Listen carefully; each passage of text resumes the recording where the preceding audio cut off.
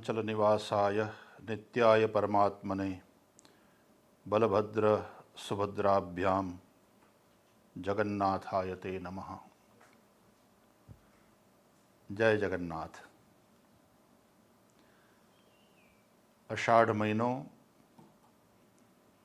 અને શુક્લ દ્વિતીયા એને આપણે અષાઢી બીજ કહીએ છીએ। આપણી ધાર્મિક અને સાંસ્કૃતિક બંને પરંપરામાં અષાઢી બીજનું વિશેષ મહત્વ છે। શુક્લ પ્રતિપદા ત્યારે ચંદ્રમા ન દેખાય ને દ્વિતીયાથી બીજનો ચંદ્ર દેખાય એ બીજના ચંદ્રને આપણે પ્રણામ કરીએ છીએ। ગામડામાં તો ત્યારે એવું કહેતા, બીજ માવડી ચૂલે તાવડી, બે ગોધા અને એક ગાવડી, આવી માગણી લોકો કરતા।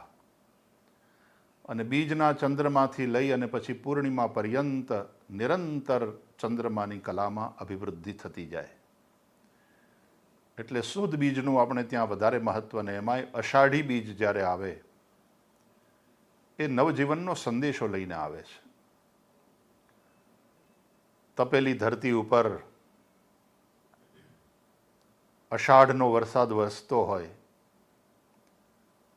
અને એનાથી એક જે પ્રકૃતિની રમણીયતા અને સાથે સાથે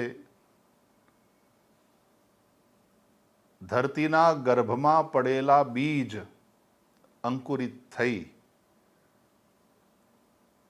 અને ધનધાન્યથી મનુષ્યની જાતને સમૃદ્ધ કરે છે, બધા જ પ્રાણીઓને નવજીવન આપે છે।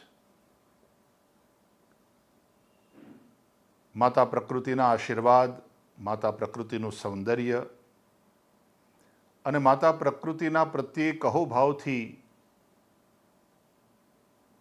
જોવાનો અવસર એટલે અષાઢી બીજ।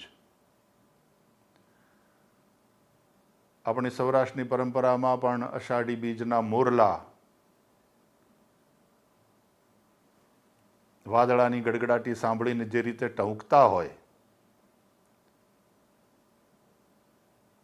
એની જે વિશેષતા છે અને વાલાનો વિજોગ આ સમયમાં જે અનુભવાય છે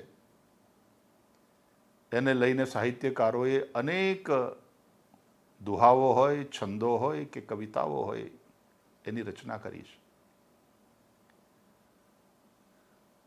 ધાર્મિક દ્રષ્ટિએ જોઈએ તો ભગવાન જગન્નાથ એની રથયાત્રા આજના દિવસે નીકળે છે।